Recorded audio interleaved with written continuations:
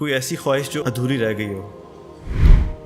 ایک خواہش ہے جو میرے سینے میں ہر وقت ابلتی رہتی ہے. آپ کا ارادہ کبھی بنا انڈیا جانے کا؟ وہ بڑا مشکل ہے اب جانا. وہ دیوانے ہیں، وہ تو کپڑے پھاڑ دیں گے. اور عزت کی ہوس رکھنے والا جیسے اپنے دین کو تباہ کرتا ہے، ایسے بھیڑیے بھی بکریوں کو اتنا تباہ نہیں کرتے. کبھی ایسا سوچتے ہیں کہ یہ شہرت نہ ہی ہوتی میں بھی ایک عام انسان کی طرح اپنی زندگی گزارتا؟ یہ خیال آتا ہے دل میں؟ قدرت کا نظام تھا کہ اختلاف ہونا تھا، یہ رہے گا. اختلاف کے آداب ہیں. تو کوئی چرس بھر رہی ہے، کوئی نشہ کر رہی ہے، کوئی نشہ کر رہی ہے.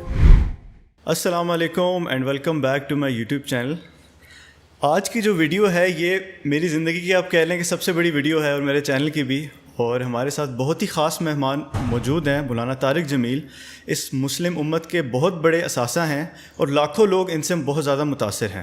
میں خود ان سے بہت زیادہ متاثر ہوں، اور جب بھی کبھی مجھے رہنمائی کی ضرورت پڑتی ہے مولانا ہمیشہ پیار، محبت اور شفقت کے ساتھ میری رہنمائی کرتے ہیں. مولانا آپ کا بہت بہت شکریہ آپ کے قیمتی وقت کا. السلام علیکم. وعلیکم السلام ورحمۃ اللہ وبرکاتہ. آج کل آپ ادھر تلمبا میں ٹھہرے ہوئے ہیں، ہم یہیں پہ انٹرویو کر رہے ہیں، تو آپ کی کیا آج کل ڈیلی روٹین چل رہی ہے؟ یہاں تو بیٹا کچھ بھی نہیں ہے، بس گھر پر ہی ہوتا ہوں. کوئی خاص روٹین نہیں ہے. مولانا میرا آپ سے پہلا سوال یہ ہے کہ آپ کا زندگی کا پہلا بیان جو تھا، جس میں آپ کو پتہ لگا کہ اللہ تعالیٰ نے آپ کو یہ بیان کرنے کی صلاحیت دی ہے، یہ کب آپ نے کیا اور کب آپ کو احساس ہوا اس کے بارے میں؟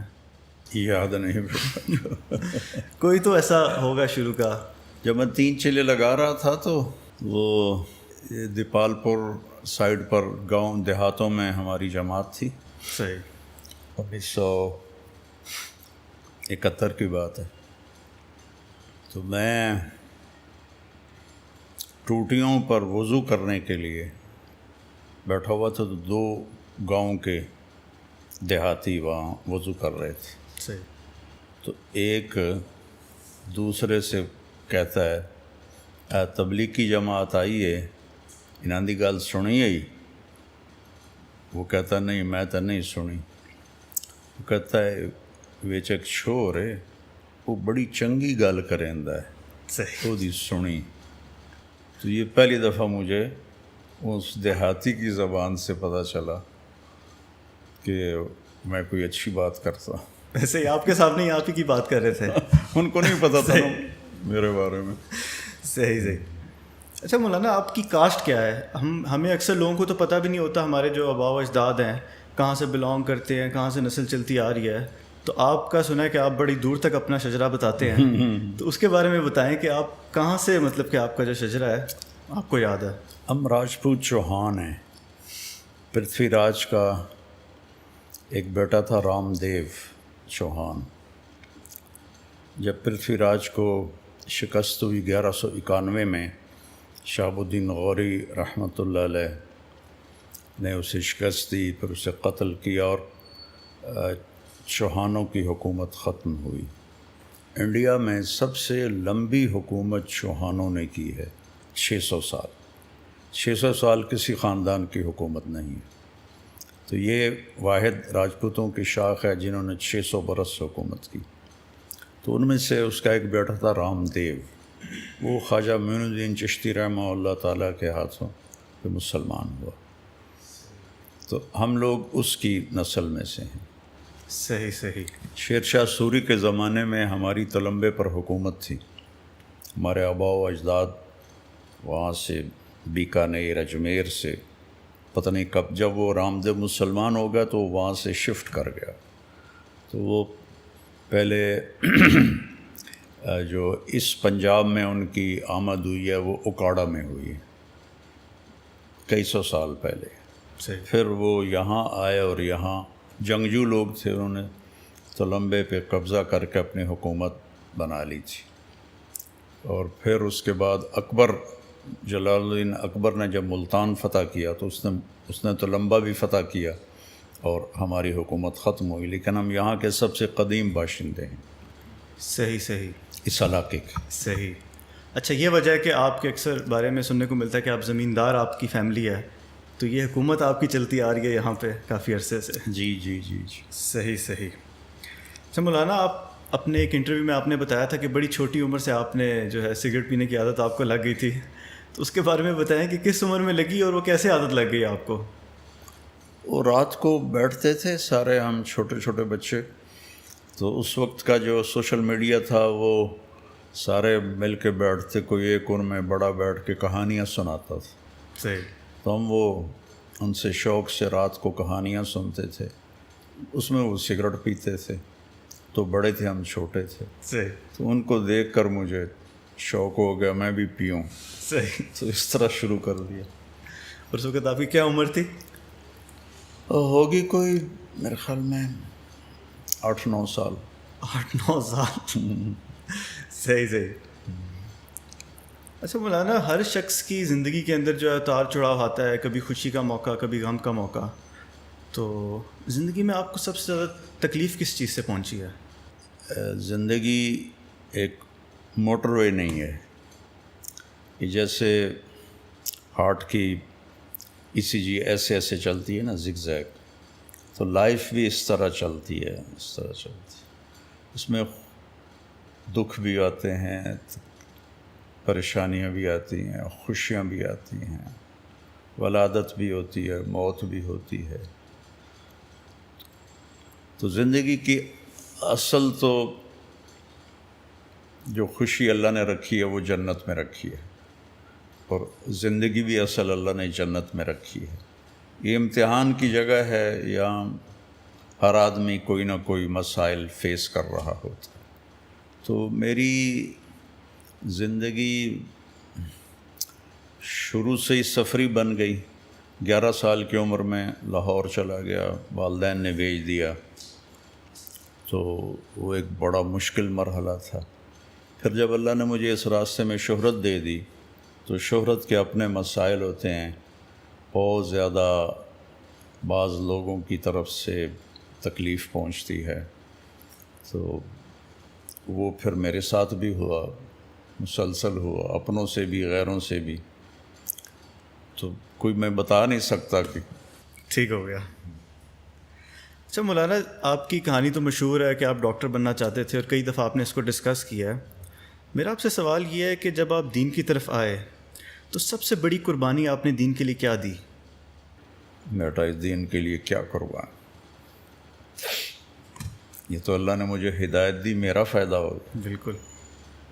اللہ نے مجھے ہدایت دی، مجھے اس راستے سے ہٹایا. ہمارا تو بہت غلط ماحول تھا یہاں اس وقت جب میں اس طرف آیا. تو جانگلی علاقہ ہے، جانگلی سے مراد ہے لوکل. صحیح. ہاں، مائگریٹڈ جو تھے وہ پھر بھی کچھ سمجھدار تھے، ہم تو بالکل ہی دین سے بھی نابلد تھے اور دنیا سے بھی. اچھا مولانا، ایک چیز اس دنیا کا اصول ہے جو میں نے پڑھا ہے کہ جو شخص جتنی شہرت پاتا ہے یا جتنا اللہ اسے عروج دیتا ہے تو ساتھ ہی ساتھ تنقید بھی بہت کی جاتی ہے. ہمارے جو نبی محمد صلی اللہ علیہ وآلہ وسلم ہیں، وہ ایک نان مسلم نے کتاب لکھی تھی کہ دنیا کے سب سے زیادہ انفلوئنشل پرسن پہ نمبر 1 ان کو کیا تھا. لیکن اس کے ساتھ ساتھ سب سے زیادہ کتابیں اگر کسی شخص کے خلاف لکھی گئی ہیں تو وہ بھی ہمارے نبی محمد صلی اللہ علیہ وآلہ وسلم ہیں. تو اسی طرح اللہ نے آپ کو بھی بہت شہرت دی، تو آپ پہ بھی اکثر لوگ تنقید کرتے ہیں. تو اس تنقید کا آپ کیسے سامنا کرتے ہیں؟ خاموش. ہمارے استاد تھے مولانا جمشید صاحب رحمۃ اللہ علیہ، وہ فرمایا کرتے تھے ایک چپ 100 کو ہرائے. تو اپنے استادوں سے یہ سیکھا کہ خاموشی، صبر. کبھی ریئیکشن تو اندر ہی دبا لیا، ظاہر نہیں کیا، برداشت کی، الحمدللہ. صحیح. اچھا، اسی سے ایک ریلیٹڈ سوال ہے میرا کہ اکثر جو اسکالرز ہیں مختلف، اگر ان کے اوپر کوئی تنقید ہو یا پھر کوئی ان کی بات کرے تو اس کا اکثر جواب دیتے ہیں، کچھ برے لہجے سے، کچھ آرام سے. آپ نے آج تک کبھی کسی شخص کے بارے میں کوئی نیگیٹو بات نہیں کی، کوئی کلیریفائی نہیں کیا اپنے آپ کو، کوئی صفائی نہیں دی. اس کی کیا حکمت ہے؟ یہی حکمت ہے کہ صبر کرو. صبر ایمان کا وہ جزو ہے جیسے جسم میں روح ہے. روح نکل جائے تو ڈیڈ باڈی ہے انسان، 1 منٹ نہیں 1 سیکنڈ میں وہ ڈیڈ باڈی ہوتا ہے. تو صفات ایمان میں صبر روح کی طرح ہے، بس صبر زندگی سے نکل جائے ساری صفات ڈیڈ ہو جاتی۔ تو کوئی سوال کرے تو اس کا جواب ہوتا ہے، کوئی اعتراض کرے تو اس کا جواب خاموشی ہوتی ہے۔ تو یہ میں نے حدیث پاک سے یہ مضمون اخذ کیا ہے کہ آپ اعتراض کا جواب نہیں دیتے تھے، خاموش رہتے تھے، کوئی پوچھتا تھا تو اس کو جواب دیتے تھے۔ تو میرے اوپر کتابیں لکھی گئی ہیں میرے خلاف، اور مقالے لکھے گئے ہیں، اخباروں میں لکھا گیا ہے، ہر جگہ ہوئی ہے تنقید، لیکن تنقید اللہ کا شکر ہے بہت تھوڑی ہے، محبت کرنے والے بہت زیادہ ہیں، تو اس لیے وہ بھی اس کی کمپنسیشن ہو جاتی ہے کہ ٹھیک ہے۔ صحیح۔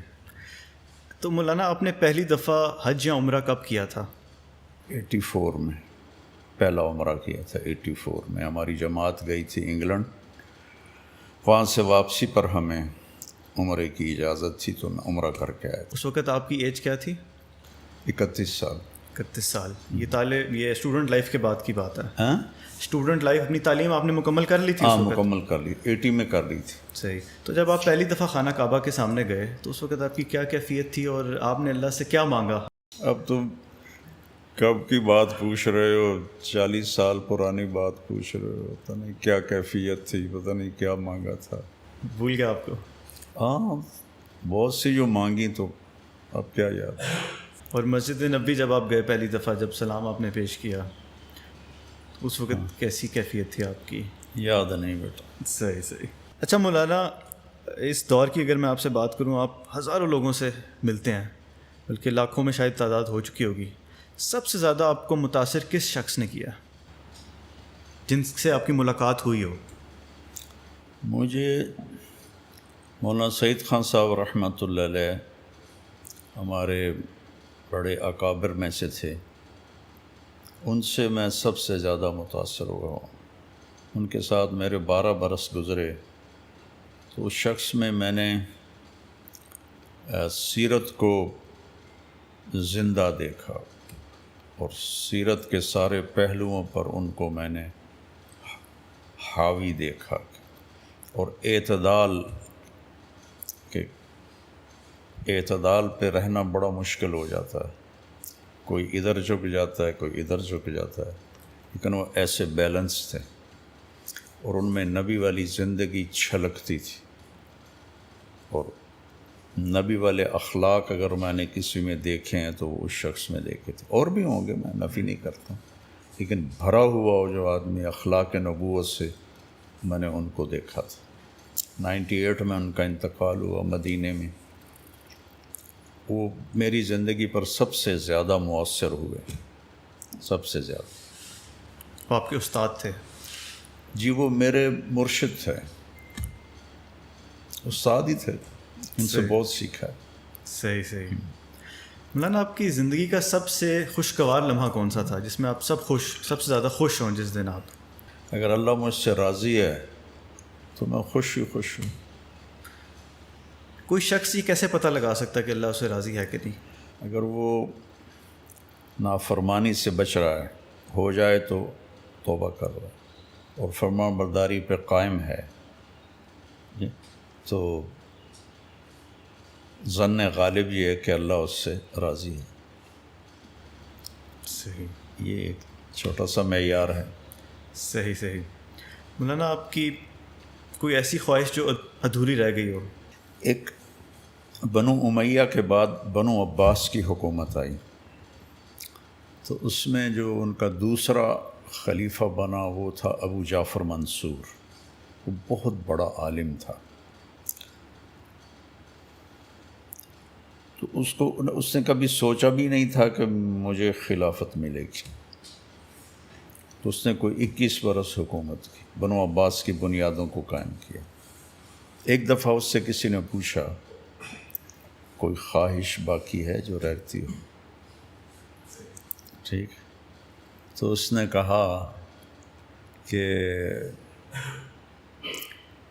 ایک خواہش ہے جو میرے سینے میں ہر وقت ابلتی رہتی ہے، کہ میرے گرد طلبہ کا ہجوم ہوتا اور میں درس حدیث پر بیٹھا ہوتا اور مجھ سے طالب علم سوال کرتے، یہ حدیث آپ نے کہاں سے بیان کی ہے، یہ حدیث آپ نے کہاں سے بیان کی، کہ یہ میری خواہش سینے میں دب کے رہ گئی ہے۔ اگلے دن وہ جتنے درباری تھے، درباری تو بڑے خوش آمدی ہوتے ہیں، وہ کاغذ قلم اور دواتیں لے کے آ گئے۔ حدثنا امیر المومنین، امیر المومنین آپ ہمیں حدیث سنائیں۔ صحیح۔ تو وہ ہنس پڑا اور کہنے لگا لستم بہم، تم وہ لوگ نہیں ہو۔ لستم بہم ایک محاورہ ہے جس کا اردو میں ترجمہ ہے یہ منہ اور مسور کی دال۔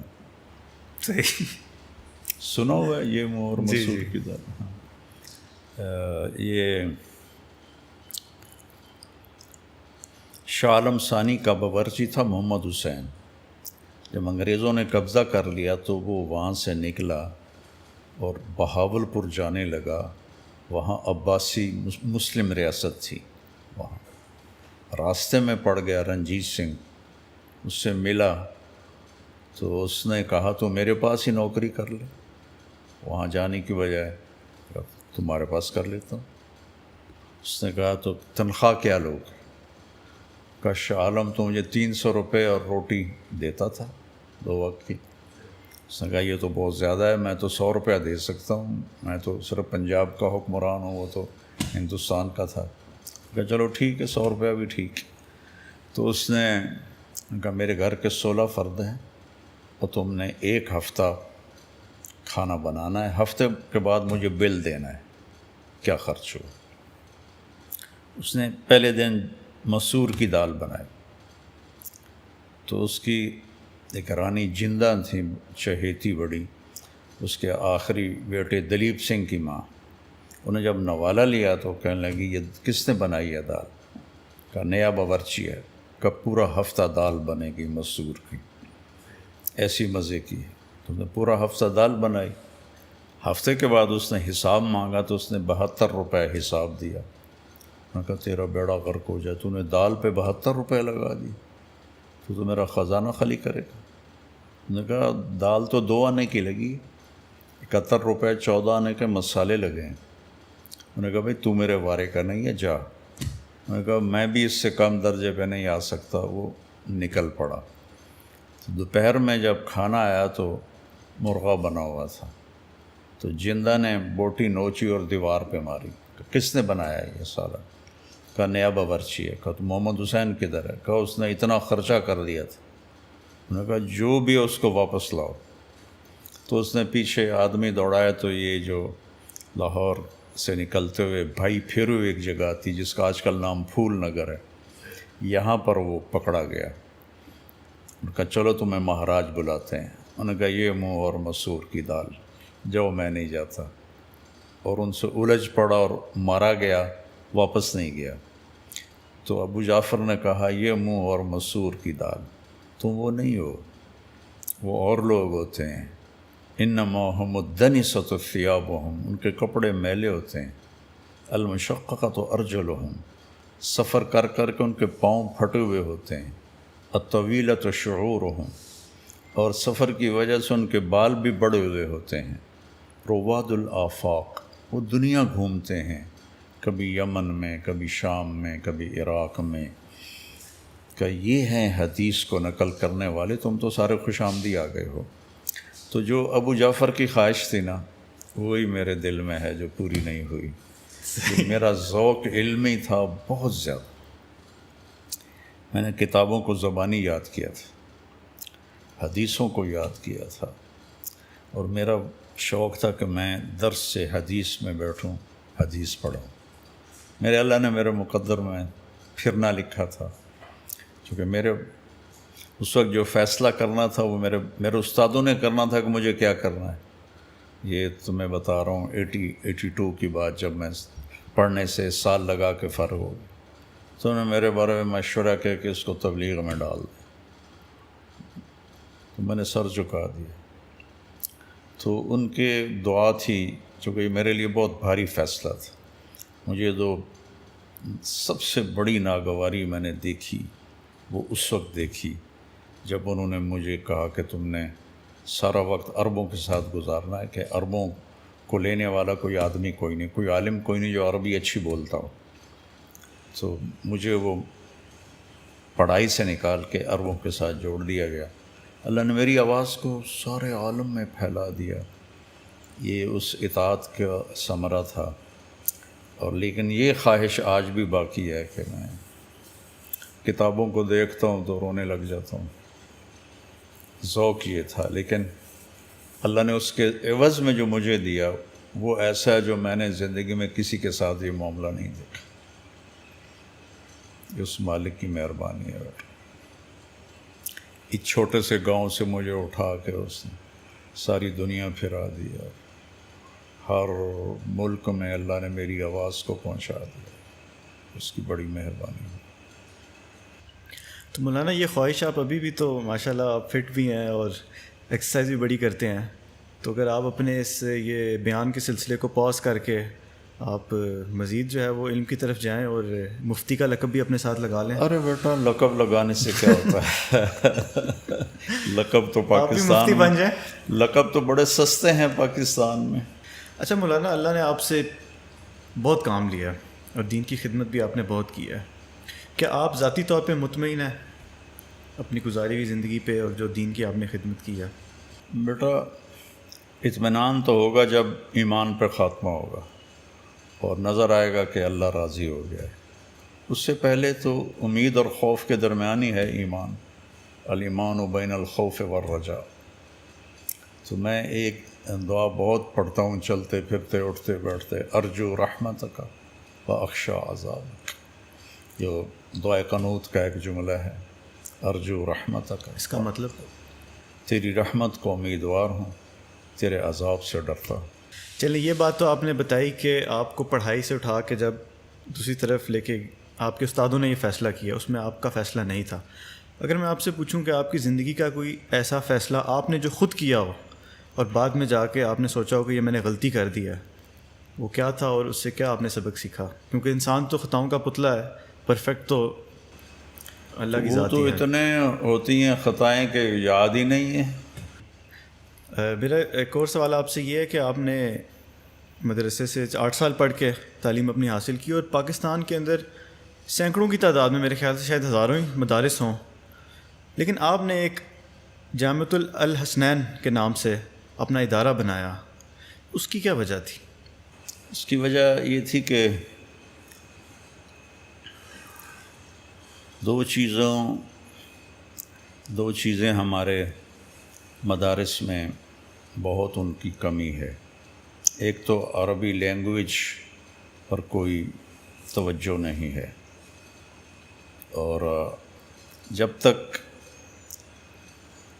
آپ عربی کو اچھی طرح نہیں سمجھتے تو قرآن یا حدیث کی جو خوبصورتی ہے وہ آپ پہ نہیں کھل سکتی. تو اس لیے میں وہاں رائمنڈ میں اپنے ذوق سے میں عربوں کے کمرے میں جاتا اور ان سے بولتا تھا کہ میری اللہ کرے زبان چل پڑے، میری زبان چل پڑے. تو مجھے اس کا بہت فائدہ ہوا. جب میں عملی میدان میں آیا تو عربوں میں جا کر اللہ تعالیٰ نے مجھ سے بہت کام لیا، اور سارے عرب حیران ہوتے تھے کہ یہ تم تو پاکستانی نہیں ہو، تم تو عربی ہو، تم ایسی عربی بولتے ہو کہ ہم بھی نہیں بولتے. تو اس سوچ کی وجہ سے میں نے ایک ایسا ادارہ بناؤں جس میں بچوں کو تعلیم عربی میں ہو، عربی لینگویج ہو. ایک تو وہ قرآن کو، حدیث کو سمجھیں گے، دوسرا وہ آگے چل کر دنیا میں جا کر عربی زبان ہر جگہ مل جاتی ہے، ٹرانسلیٹر مل جاتے ہیں ہر جگہ، ہر زبان کے نہیں ملتے، عربی کے پوری دنیا میں مل جاتے ہیں. تو ان کو عربی بولنے میں آسانی ہو اور اچھی طرح بول سکیں اور کتابوں کو سمجھ سکیں، اس لیے میں نے یہ الگ سے نظام شروع کیا تھا. اچھا مولانا، آپ نے کچھ عرصہ پہلے MTJ برانڈ اپنا لانچ کیا. تو میرا سوال یہ تھا کہ اس کا خیال آپ کو کیسے آیا، اور یہ تو آپ کو میرے خیال سے بہت پہلے ہی قدم اٹھا دینا چاہیے تھا، تو اتنا لیٹ جا کے کیوں آپ نے یہ فیصلہ کیا؟ بیٹا، اللہ تعالیٰ جب کسی چیز کو وجود دیتا ہے تو اس کا ٹائم بھی ہوتا ہے۔ خیال بس اسی لیے آیا کہ جب یہ کورونا آیا نا تو زکوٰۃیں دینے والے زکوٰۃ لینے والے بن گئے، تو اداروں کو چلانا، کوئی میرے 10-11 ادارے ہیں، ان کو چلانا مشکل ہو گیا اور فنڈنگ نہ ہونے کے برابر ہو گئی۔ تو اس وقت پھر مجھے خیال آیا کہ اگر کوئی ایسا سلسلہ اللہ مجھ سے کروا لے کہ یہ جو ہمارے ادارے ہیں انڈیپینڈنٹ ہو جائیں، ہم کسی سے مانگے نہیں بلکہ مدرسہ کی اپنی جو آمدنی ہے اس سے مدارس چلیں، یہ خیال آیا۔ تو اس میں میرا کوئی دنیاوی پروفٹ لینا یا تجارت کرنا مقصد نہیں ہے، اس سے جتنا بھی میرے حصے میں آئے گا وہ سارا مدارس پہ لگے گا، اور میرے مرنے کے بعد بھی وہ مدارس کو جائے گا۔ اس لیے خیال آیا کہ مدارس انڈیپینڈنٹ ہو جائیں۔ اچھا مولانا، شہرت جب انسان کے پاس آتی ہے، جیسے آپ نے پہلے بھی بات کی ہے کہ اس کے اپنے مسائل ہوتے ہیں اور تکبر بھی انسان کے اندر آنے کا خطرہ بڑھ جاتا ہے، تو آپ کو تو اللہ تعالیٰ نے بہت زیادہ شہرت دی، تو آپ پھر اس فتنے سے بچنے کے لیے کیا مطلب چیزیں کرتے ہیں، شہرت سے بچنے کے، تکبر سے بچنے کے لیے؟ بیٹا، اصل تو توفیق اللہ کی ہے، اسی نے مجھے اس کی خیر نصیب فرمائی ہے، اس کے شر سے بچایا ہے۔ اس کا شر ہے کہ میں اپنی شہرت کو مال بنانے میں لگاؤں اور اپنی بڑائی کو کیش کرنے میں لگاؤں، یہ اس کی مصیبت ہے، اور اس کی بہت بڑی اس کے اندر چھپی ہوئی یہ آزمائش ہے۔ آپ نے فرمایا کہ 2 بھوکے بھیڑیے وہ بکریوں کو اتنا نہیں پھاڑتے جتنا پیسے کی ہوس رکھنے والا، طلب نہیں، طلب تو حلال ہے، ہوس رکھنے والا اور عزت کی ہوس رکھنے والا جیسے اپنے دین کو تباہ کرتا ہے، ایسے بھیڑیے بھی بکریوں کو اتنا تباہ نہیں کرتے۔ تو اللہ تعالیٰ سے ایک اپنے بڑوں کی دعا، ان کی صحبت، اور جب اس قسم کا مجمع ہوتا ہے تو میں موت کو یاد کرتا ہوں، آخرت کو یاد کرتا ہوں، قبر کو یاد کرتا ہوں۔ لوگ میرے گرد ہوتے ہیں، میں زمین پہ نظر رکھتا ہوں کہ اس کے نیچے جانا ہے، جو ظاہری ایک سبب ہے، باقی توفیق تو اللہ دیتا۔ بہت مشکل کام ہے، شہرت کو ہضم کرنا بہت مشکل کام۔ اللہ نے فضل کیا بیٹا، اللہ نے مجھے آج تک تو بچایا ہوا ہے، کل کی قسم نہیں دے سکتا۔ کبھی ایسا سوچتے ہیں کہ یہ شہرت نہ ہی ہوتی میں بھی ایک عام انسان کی طرح اپنی زندگی گزارتا، یہ خیال آتا ہے دل میں؟ نہیں، دیکھو نا، اگر گاہک نہیں آئیں گے تو سودا کیسے بکے گا؟ دکاندار کی خوشی تو اس میں ہے کہ اس کی دکان گاہکوں سے بھری ہوئی ہو، یہ تھوڑا چاہے گا کہ میں بس آرام سے بیٹھا رہوں۔ صحیح۔ وہ تھک کے بھی ڈیل کر رہا ہوتا ہے۔ تو ایسے میں نے کبھی یہ نہیں سوچا کہ یہ نہ ہوتا، اس سے تو میری بات پھیلی ہے، لوگوں کے دلوں میں محبت آئی ہے، میری بات کو اللہ تعالیٰ نے قبولیت بخشی ہے، اور لوگ ہدایت پہ آتے ہیں، راہ راست پر آتے ہیں۔ ہدایت تو دینے والا اللہ ہے، تو ایسا مجھے شکر ادا کرتا ہوں کہ اللہ نے ایک بہت بڑی نعمت مجھے دی۔ صحیح۔ مولانا، انڈیا تو آپ کا جانا ہوا ہے، آپ کے انٹرویوز میں سنا ہے، کبھی انڈیا میں آپ نے کوئی بیان کیا ہے؟ جی، وہ اس وقت، یہ وہ وقت تھا جب میں کوئی اتنا مشہور نہیں تھا۔ 82 میں گیا تو اس وقت میں تازہ مدرسے سے فارغ ہوا تھا، 2 مہینے رہا وہاں۔ پھر 89 میں گیا، اس کے بعد نہیں گیا۔ وہاں میرے بہت دیوبند مدرسے میں بیان ہوا، سہارنپور مدرسے میں بیان ہوا، بہت کافی جگہوں پر۔ مولانا سعید خان صاحب میرے ساتھ تھے، جو میں نے پہلے نام لیا۔ جی۔ میں ان کے ساتھ تھا سفر میں، تو ہر جگہ میرا، علی گڑھ یونیورسٹی میں میرا بیان ہوا۔ علی گڑھ یونیورسٹی میں؟ ہاں، لیکن اس وقت میں اتنا مشہور نہیں تھا۔ تو شہرت پانے کے بعد آپ کا ارادہ کبھی بنا انڈیا جانے کا؟ وہ بڑا مشکل ہے اب جانا. اب مشکل ہے. وہ دیوانے ہیں, وہ تو کپڑے پھاڑ دیں گے. وہ بہت محبت کرتے ہیں آپ سے. جی بہت محبت کرتے ہیں. ملک کے حالات ہمارے کافی خراب ہوتے جا رہے ہیں وقت کے ساتھ ساتھ. کبھی آپ کو یہ خیال آیا کہ یہ ملک چھوڑ کے چلا جاؤں؟ نہیں, کبھی نہیں خیال. ملک کے بہتر ہونے کی دعا کرتا ہوں, روزانہ نفل پڑھتا ہوں, دعا کرتا ہوں جو میرے بس میں ہے, اور اللہ سے امید رکھتا ہوں کہ شاید اللہ کوئی اچھے حالات بھی کرتا. لیکن چھوڑنے کا کبھی خیال نہیں آیا؟ نہیں, چھوڑنے کا خیال کر. لیکن لوگ آپ کو یہ مشورہ تو دیتے ہوں گے, آپ کے قریبی لوگ یا پھر دوست وغیرہ؟ نہیں. مولانا آپ کے انٹرویوز میں کچھ میں نے سنا تھا کہ آپ کا شاید اپنے والدین سے یا شاید اپنے والد صاحب سے اتنا وہ گہرا تعلق پیار محبت والا نہیں بن سکا بچپن میں دوری کی وجہ سے. تو اگر آج کل کے کوئی نوجوان ہے وہ سیم سچویشن میں سے گزر رہے ہیں, اگر ان کا بھی نہیں بنتا تو وہ کس طرح اس سچویشن کو ہینڈل کریں؟ یہ تو والدین نے ہینڈل کرنا تھا. ان کو اپنے ساتھ رکھیں, ان کو ٹائم دیں.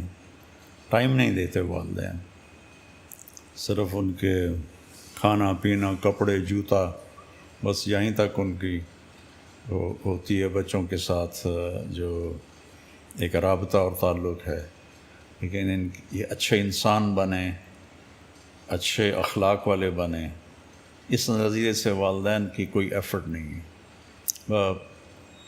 اے آ جائے, اے آ جائے, کتنے اے لیے, بی کیوں آ گیا, سی کیوں آ گیا, اسی میں ہی گم ہو گئی ہے والدین کی ساری محنت اور کوشش. تو چلیں, والدین نے تو چھوڑ دیا بچوں کو, اب بچہ بڑا ہو گیا, اس کو احساس ہو گیا اس بات کا کہ والدین نے نہیں وہ کام کیا, اس کے دل میں اب محبت ہی نہیں آ رہی اپنے والدین کے لیے. اب یہ ایک نیچرل چیز ہے, یہ نیچرل. میری 11 سال عمر تھی جب مجھے لاہور بھیج دیا,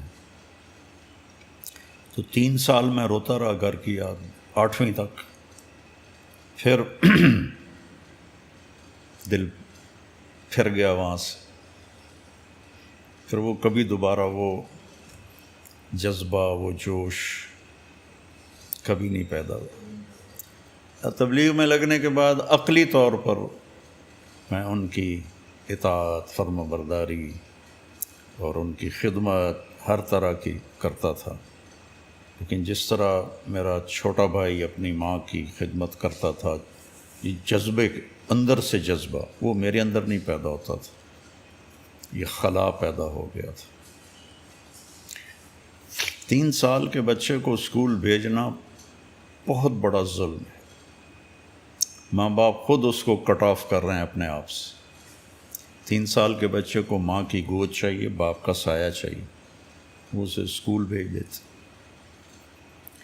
جو ماں اپنا 2 بچے نہیں سنبھال سکتی تو ٹیچر جو معمولی سی تنخواہ لیتی ہے وہ 20 بچوں کو کیسے سنبھالے گی, یا ان کی وہ ہمدرد کیسے ہو سکتی ہے جیسے ایک ماں ہو سکتی. ایک لطیفہ, ایک ٹیچر پڑھا رہی تھی بچوں کو, بیٹا CUP سپ کہو. تو بچوں نے کہا جی CUP مس کپ ہوتا ہے, کہ نہیں CUP سپ. بچوں نے پھر کہا مس CUP کپ ہوتا ہے. انہوں نے کہا اتنی تھوڑی تنخواہ میں CUP سپ ہی رہے گا, کپ نہیں ہو سکتا. تو بیچاری ٹیچرز کیسے بچوں کی تربیت کر سکتے؟ اتنے میں اتنا ہی ہوگا. صحیح. اچھا مولانا, آپ کے نا بالی ووڈ کے اندر بڑے فنکاروں سے ملاقاتیں رہیں, وہ آپ سے متاثر بھی ہوتے ہیں, بالی ووڈ کے جو ایکٹرز ہیں سنتے بھی ہیں مجھے, آپ کو بالکل سنتے بھی ہیں, بلکہ بڑا مشکل ہے کہ اس فیلڈ کے لوگوں کو متاثر کرنا, اور میرے خیال سے آپ شاید ایک واحد پرسنالٹی ہیں. آپ کو سب سے زیادہ مل کے کس سے مزہ آیا, یا آپ کو کون اچھا لگا زیادہ؟ مجھے تو بیٹا میں جس سے ملتا ہوں نا محبت سے ملتا ہوں, اور میرے دل میں ان کے بارے میں نفرت نہیں ہوتی, جس کی وجہ سے وہ ویوز شفٹ ہوتی ہیں. مجھے ان کے اس عمل سے ایک جو دیندار طبقے میں نفرت پیدا ہو جاتی ہے نا, کہ یہ برے لوگ ہیں, گندے لوگ ہیں. اللہ نے مجھے اس سے بچایا ہے. باقی اللہ کا فضل ہے، سارے بہت اچھا سلوک کرتے ہیں. بس میں یہ فیصلہ نہیں کر سکتا کہ کون سب سے زیادہ اچھا لگا. یہ بیچاریاں جو یہ نہیں ہوتی لڑکیاں، یہ بل بورڈز پر آتی ہیں، کیا ان کو کہتے ہیں، ماڈلز. مجھے جب اسٹنٹ پڑا دوسرا تو رات 10 بجے لاہور سے پوری ایک وین ماڈلز کی بھر کے یہاں میرے ڈیرے میں آئی، اس کمرے میں بیٹھی، کہا جی ہم آپ کا حال پوچھنے آئے. تو میں تو اتنا متاثر ہوا کہ ان بیچاریوں کی اتنی، انہوں نے پھر تھوڑی سی میری یہیں بات ہوئی تو انہوں نے مجھے دکھائی اپنی یہ موبائل میں لڑکیوں کے فوٹو، کوئی چرس بھر رہی ہے، کوئی نشہ کر رہی ہے، کوئی نشہ کر رہی ہے. کہ یہ ہماری زندگی بہت تھکی ہوئی زندگی، اور بیچاریاں پیٹ کی خاطر اپنی غربت کی ماریاں یہ کچھ کرتی ہیں، پھر وہ اس راستے کے کانٹے انہیں چننے پڑتے ہیں. تو مجھ سے سارے ہی پیار کرتے ہیں، میں بھی ان سب سے محبت کرتا ہوں. ہدایت تو اللہ دیتا ہے، میں تو نہیں دے سکتا. اچھا مولانا، ایک ہماری مسلم امہ کے اندر ایک ڈویژن پڑ گئی انفارچونیٹلی، وہ ہے شیعہ اور سنی کی. لیکن میرے خیال سے آپ واحد سنی عالم ہیں جس کو شیعہ بھی بڑے شوق سے سنتے ہیں. ایک تو اس کا راز بتائیں کیا ہے، اور دوسرا بتائیں کہ اس ڈویژن کو کس طریقے سے ختم کیا جا سکتا ہے.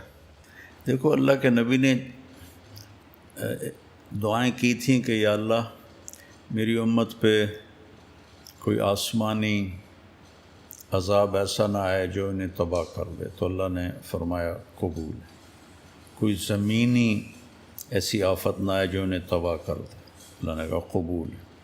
کوئی ان پر ایسا دشمن نہ آ جائے جو ان کو صفحہ ہستی سے مٹا دے، اللہ نے فرمایا قبول. چوتھی دعا کہ ان میں اختلاف نہ ہو، تو اللہ نے فرمایا یہ قبول نہیں، اختلاف ہوگا. امتحان ہے، یہ پیپر کی جگہ ہے، وہ تو جنت میں جا کے اختلاف ختم ہوگا. تو یہ قدرت کا نظام تھا کہ اختلاف ہونا تھا. صحابہ میں بھی ہوا، تابعین میں بھی ہوا، آج تک ہے، یہ رہے گا. اختلاف کے آداب ہیں، اس پر عمل کرو، نہ کہ اختلاف مٹانے کی کوشش کرو. اختلاف رائے کے ساتھ اگلے کو عزت دینا، احترام دینا، یہ محبت پیدا کر دیتا. تو اگر وہ ان کی ضد میں بولیں، ہم ان کی ضد میں بولیں، وہ ہماری ضد میں بولیں، تو جو آج تماشا لگا ہوا ہے یہی لگا رہے گا. سوشل میڈیا پہ جنگ ہو رہی ہے ایک دوسرے کو غلط ثابت کرنے کی. کیوں اپنا وقت ضائع کرتے ہیں؟ اچھا بھائی ٹھیک ہے، ہم کلمہ تو پڑھتے ہیں نا، بس جو کلمہ پڑھتا ہے اس کو گلے سے لگاؤ. یہ کافر ہے، یہ بدعتی ہے، یہ فلاں ہے، یہ فلاں ہے. اس سے تو مزید انتشار پیدا ہوتا. تو چونکہ میرا دل صاف ہے اور میں ان کی عزت، ہر ایک کی عزت، وَلَقَدْ كَرَّمْنَا بَنِي آدم، اللہ کہتا ہے میں نے انسان کو عزت دی ہے، وہ کافر ہے یا مسلم ہے. اور اللہ کے نبی نے فرمایا کہ میرے بیٹے انس، میری ایک بہت بڑی سنت ہے، اگر تو کر گیا تو جنت میں میرا پڑوسی ہو جائے گا. اور وہ یہ ہے کہ تیرے دل میں دنیا کے کسی انسان کے بارے میں کھوٹ نہیں ہونی چاہیے. آپ نے مسلم نہیں فرمایا، انسان.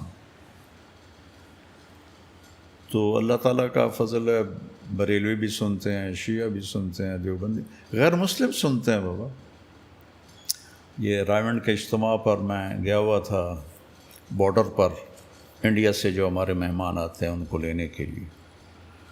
تو جب وہ گیٹ اوپن ہوا تو میں گیٹ کے سامنے ہی کھڑا ہوا تھا، تو لوگ آنا شروع ہوئے. تو سکھوں کا ایک فیملی گزری. تو جب میرے پاس سے گزرے تو انہوں نے مجھے ایسے دیکھا تو ایک سکھ کہنے لگا طارق جمیل صاحب. میں نے کہا جی. کیسی تڑا بیان سننے ہیں. تسی بڑی سندر گل کر دے ہو. دوسرا سے کہنے لگا کر دے رہی ہو. تو غیر مسلم بھی سنتے ہیں, ہر ایک سنتا ہے. وَقُلْ لَهُمْ فِي أَنفُسِهِمْ قَوْلًا بَلِيغًا. اللہ تعالیٰ نے یہ یہود کے بارے میں اپنے نبی سے فرمایا کہ محبت والی, نرمی والی ان سے بات کرنا. حالانکہ اللہ کو ہوتا ہے یہودی ایمان نہیں لائیں گے. اور اللہ فرعون کے پاس موسیٰ کو بھیج کر کہہ رہا قُولَا لَهُ قَوْلًا لَيِّنًا. حالانکہ اللہ کو بھی پتہ ہے ڈوب کے مرے گا. نرمی سے بات کرنا شاید مان جائے. تو اگلے کی رائے کا احترام, اپنی رائے پہ جمنا, اگلے کی رائے کا احترام. بس میں مسلط کروں کہ نہیں تم غلط ہو میں ٹھیک ہوں, اس سے پھر فتنہ پیدا ہو جاتا. مولانا ایک سوال میرے ذہن میں بھی بڑے عرصے سے, اور میں ہر کسی سے یہ پوچھتا ہوں کہ اللہ تعالیٰ نے انسانیت کو بنا دیا اور یہ ٹیسٹ میں ہمیں ڈال دیا. جب یہ ٹیسٹ مکمل ہوگا کچھ لوگ کامیاب ہو جائیں گے, کچھ لوگ ناکام ہو جائیں گے. تو جب سارا تماشا ختم ہو جائے گا تو اللہ کو اسے کیا حاصل ہوگا؟ یہ اللہ سے ہی پوچھیں گے جا کے. یا کیا کہہ سکتے, اس کا کوئی جواب نہیں. کوئی جواب. مولانا ہمیں اللہ کے نبی کی زندگی سے کوئی واقعہ سنا دیں آپ اخلاق کے اوپر, کیونکہ آج کل بد اخلاقی بہت ہے معاشرے کے اندر. ایون کہ سیاسی میدان کے اندر بھی کوئی ہلکی سی رائے اپنی چینج کر لے یا کسی سے اختلاف کرے تو اس کو 0 سے ملٹیپلائی کر دیا جاتا ہے. تو کہ اللہ کے نبی نے ایسی سچویشنز میں ہمیں کیا تعلیمات فرمائی ہیں, کوئی اگر اس کے اوپر کوئی آپ روشنی ڈالیں. دیکھو نا بیٹا, میرے نبی کی ساری زندگی ہی اخلاق ہے. میرے نبی نے نماز لمبی پڑھی تو اللہ نے اس سے کہا کہ نہیں, ما انزلنا علیک القرآن لتشقى, آپ درمیانہ ہاتھ رکھیں. اتنے لمبے لمبے سجدے اور قیام نہ کریں کہ آپ کے پاؤں پہ ورم آ جائے. پھر آپ نے سارا مال خرچ کر دیا تو اللہ نے اس سے بھی روکا. لا تبسطها کل البسط, سارا نہ خرچ کرو, کچھ اپنے لیے رکھو. آپ نے تبلیغ میں زیادہ دکھ اٹھائے, اندرونی بے چینی فکر, تو اللہ نے کہا فلا تذهب نفسك علیہم حسرات. میرے نبی آپ آہیں بھرتے بھرتے کہیں خود ہی نہ فوت ہو جائیں. لیکن جب اللہ کے نبی کے اخلاق کی باری آئی تو اللہ نے یہ نہیں کہا کہ آپ میانہ روی اختیار کریں. اللہ تعالیٰ نے نون والقلم وما یسطرون, قلم کی قسم اٹھائی جو سب سے پہلی, اول ما خلق اللہ القلم, اللہ نے قلم کو پیدا کیا. وما یسطرون, قیامت تک یہ قسم جاری ہے. اور جو قلم سے لکھتے ہو, تو قلم تو چلتا رہے گا جب تک انسان ہے. تو یہ قسم ایسی ہے کہ کمال ہے کہ اللہ مجھے قلم اور قلم سے جو لکھتے ہو اس کی قسم. ما انت بنعمت ربک بمجنون. آپ کو یہ قریش مجنون کہتے ہیں, آپ مجنون نہیں ہیں. وَإِنَّ لَكَ لَأَجْرًا غَيْرَ مَمْنُونَ, آپ کے لیے بے پناہ اجر ہے. وَإِنَّكَ لَعَلَىٰ خُلُقٍ عَظِيمٍ, اور آپ کا رب دوسری دفعہ قسم کھاتا ہے. انا اور لام جب کٹھے ہوتے ہیں تو قسم کا معنی ہوتا ہے آپ بڑے عالی اخلاق والے. یہاں نہیں کہا میانہ روی, یہاں کہا بڑے عالی اخلاق والے. اور عربی میں 2 طرح اس کو بیان کیا جا سکتا, انک لذو خلق عظیم اور انک لعلی خلق عظیم. ذو خلق کا مطلب ہے کہ آپ اچھے اخلاق والے ہیں, اور اعلیٰ خلق کا مطلب ہے کہ آپ تمام انسانی اخلاق پر حاوی ہیں. سارے اخلاق آپ کی مٹھی میں ہیں. تو آپ کی تو پوری دیکھو, جنہوں نے 21 برس قتل کے منصوبے بنائے ان کو معاف کر دیا, اس سے بڑے اخلاق کی کہانی اور کیا ہوگی. اور جس نے ہر وقت کوشش کی کہ گردن اڑا دوں, ابو سفیان کا, جو ابو سفیان کے گھر میں پناہ لے گا اس کو کچھ نہیں کہیں گے. تو پتہ مکہ پہ جو آپ نے اپنے دشمنوں کے ساتھ کر دکھایا, وہ اب نبی کی زندگی کو پڑھتا کون؟ پڑھتا ہی کوئی نہیں. عثمان میں نبی طلحہ کے پاس تھی بیت اللہ کی چابی, تو آپ نے فرمایا کہ جب مکے میں تھے دروازہ کھول دے اندر جاتا ہوں, تو انہیں بری طرح ڈانٹ دیا. تو آپ نے فرمایا وہ کیا دن ہوگا جب یہ چابی میرے ہاتھ میں ہوگی؟ کہا قریش وہ دن کبھی نہیں دیکھیں گے۔ نہیں کھولا دروازہ۔ جب مکہ فتح ہوا تو وہ چھپ گئے، تو آپ نے حضرت علی رضی اللہ عنہ کو بھیجا کہ جاؤ اس کو ڈھونڈ کے لاؤ۔ تو وہ ایک گھر میں چھپے ہوئے تھے، چھوٹا سا تو مکہ تھا، ان کو پکڑ کے لے آئے، چابی بھی لے آئے۔ تو بنو ہاشم کے ذمے تھا حاجیوں کو کھانا کھلانا اور پانی پلانا۔ تو جب وہ ان کو لے کر آئے اور چابی آپ کو دی تو حضرت عباس کھڑے تھے، کہنے لگے یا رسول اللہ چابی بھی ہماری فیملی کو دے دیں تاکہ مکمل کعبہ کی خدمت ہمارے ذمہ ہو جائے۔ ٹھیک، بہت بڑے شرف کی بات تھی، چچا کہہ رہے تھے۔ تو آپ نے ایسے چابی پکڑی کا عثمان، اب وہ ساری نہ اٹھائے شرم کی وجہ سے، عثمان یہ کیا ہے؟ یہ وہی چابی ہے، میں آج تجھے واپس کر رہا ہوں اور قیامت تک تیری نسل میں رہے گی، اور آج تک وہ چابی انہی کی نسل میں۔ اگر ہمارے نبی کی زندگی پڑھ لیں تو یہ تو بہت بھٹکے ہوئے ہیں۔ مولانا ایک اور چیز میں اکثر دیکھتا ہوں سوشل میڈیا پہ بھی، وہ یہ ہے کہ اللہ کے نبی صلی اللہ علیہ وسلم کی وفات پانے کے بعد جو ہے صحابہ میں اختلاف ہو گیا، اور اس کے اوپر لوگ بڑا مختلف اوپینین رکھتے ہیں، کوئی ایک طرف ہے بالکل، اور کوئی جو ہے مطلب کہ صحابہ جیسے حضرت معاویہ رضی اللہ تعالیٰ عنہ ہیں ان کے بارے میں بھی بات کی جاتی ہے۔ تو وہ پس منظر سارا کیا تھا، اور ان کے اختلاف جو صحابہ کا اختلاف ہوا ہے اس کے اوپر ہمیں کیسا اپنا رویہ رکھنا چاہیے؟ امام احمد بن حنبل رحمہ اللہ سے کسی نے یہی سوال کیا تو انہوں نے فرمایا بیٹا تلک امت قد خلت لہا ما کسبت ولکم ما کسبتم ولا تسألون عما کانوا یعملون۔ بیٹا وہ لوگ تھے جو گزر گئے، جو اچھا کیا ان کو ملے گا، جو برا کیا ان کے سر پہ پڑے گا، اور تم سے نہیں پوچھا جائے گا کہ وہ کیا کرتے تھے۔ یہ ہے اس کا صحیح جواب جو قرآن نے دیا ہے، کہ مجھ سے تھوڑا ہی پوچھا جائے گا، مجھ سے تو من ربک ما دینک ما تقول فی ھذا الرجل، یہ 3 سوال قبر کے ہیں اور 5 آخرت کے ہیں، اس میں سے کوئی بھی سوال ایسا نہیں ہے جو ہمیں یہ بتائے۔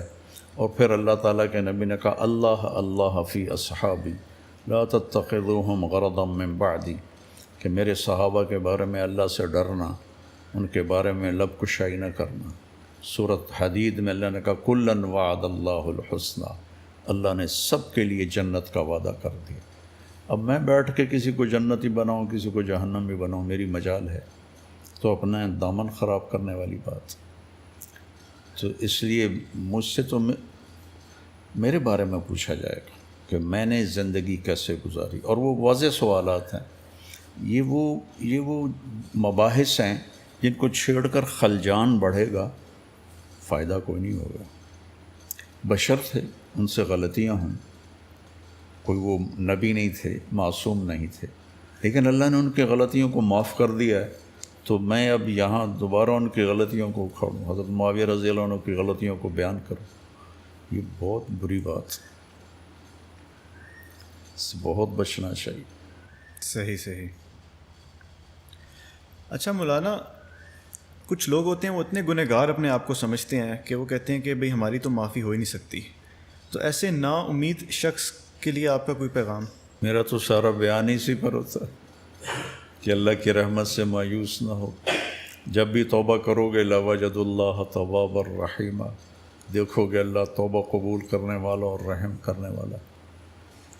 مایوسی کی تو بات ہی نہیں، جب اللہ ہی کہتا ہے کہ جب بھی توبہ کرو گے میں معاف کر دوں۔ لیکن مولانا ایک چیز ہے نا کہ حقوق العباد جو ہیں وہ اللہ کہتا ہے کہ انسان ہی معاف کریں گے، تو اس کا کیا معاملہ ہوگا؟ نہیں، اللہ چاہے تو وہ بھی معاف کر سکتا ہے۔ وہ 100 آدمیوں کے قاتل کو نہیں معاف کر دیا تھا اللہ نے، جو بنی اسرائیل کا واقعہ ہے، معلوم ہے نا؟ آپ وہ دہرا دیں اگر۔ ایک آدمی نے 99 قتل کیے، تو اس کو خیال آیا میں توبہ کروں، تو اس نے ایک شخص سے پوچھا جو عبادت گزار عابد آدمی تھا کہ میں نے 99 قتل کیے ہیں، میری توبہ ہے؟ میں کہا توبہ تیری توبہ تو قبول ہو ہی نہیں سکتی۔ تو اس نے کہا چلو 100 تو پورے کروں. اس نے اس کا بھی سر اڑا دیا. 100 کو قتل کے بعد پھر اس سے خیال ہے میں توبہ کروں. تو اس نے ایک عالم سے پوچھا کیا میری توبہ قبول ہو سکتی ہے؟ کہا بالکل ہو سکتی، اللہ تو مہربان ہے، لیکن توبہ پکی ہو یہ شرط ہے. اس کے لیے یہ بستی چھوڑ، اس میں ماحول غلط ہے، اس سامنے جو گاؤں ہے وہاں جا، وہاں نیک لوگ رہتے ہیں، تیری توبہ پکی ہو جائے گی. میں نے کہا میری توبہ قبول ہو جائے میں تیار. گاؤں سے نکلا، ابھی راستے میں تھا، موت آ گئی. جب اس نے دیکھا کہ موت کا جھٹکا تو اس نے جمپ لگایا، تو وہ اس طرح کر کے گرا، ہاتھ اس کو اس بستی کی طرف تھا ایسے. ٹھیک، تو جنت کا فرشتہ بھی آ گیا، دوزخ کا فرشتہ بھی آ گیا. اب اللہ نے ہی دونوں کو بھیجا، دونوں میں بحث چھڑ گئی. وہ کہے ہمارا مجرم ہے، وہ کہیں ہمارا مہمان ہے. تو وہ کہیں اس نے توبہ کر لی تھی تو اب ہمارا مہمان ہے. جہنم والے کہیں ابھی توبہ پوری نہیں ہوئی، وہاں گاؤں نہیں پہنچا، اس لیے ہمارا مجرم ہے. تو اللہ تعالیٰ نے، یہ بخاری شریف کی روایت، اللہ نے تیسرا فرشتہ بھیجا، بھائی جاؤ بھائی ایسا کرو، جہاں یہ پڑا ہوا ہے وہاں سے دونوں طرف کا فاصلہ ناپو، اگر ادھر قریب ہے تو جنت والے لے جاؤ، اور ادھر قریب ہے تو دوزخ والے لے جاؤ، یعنی گھر کے قریب. تو حقیقتاً اس نے تھوڑا سفر کیا تھا، ادھر فاصلہ زیادہ تھا، ادھر کم تھا. تو اللہ نے ادھر کی زمین کو حکم دیا سکڑ جا، اور ادھر کی زمین کو حکم دیا پھیل جا. تو یہ زمین پھیل گئی، وہ سکڑ گئی، تو ادھر قریب ہو گیا. تو اللہ نے کہا لے جاؤ جنت. تو اللہ کی رحمت کو ہم پابند نہیں کر سکتے.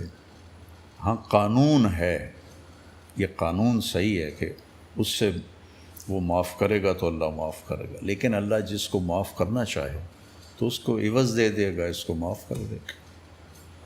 مولانا آپ کا بہت بہت شکریہ کہ آپ نے اپنے قیمتی وقت میں سے مجھے وقت دیا، اور میں نے بہت کچھ سیکھا ہے آپ سے، اور امید کرتا ہوں کہ ویورز نے بھی بہت کچھ سیکھا ہوگا.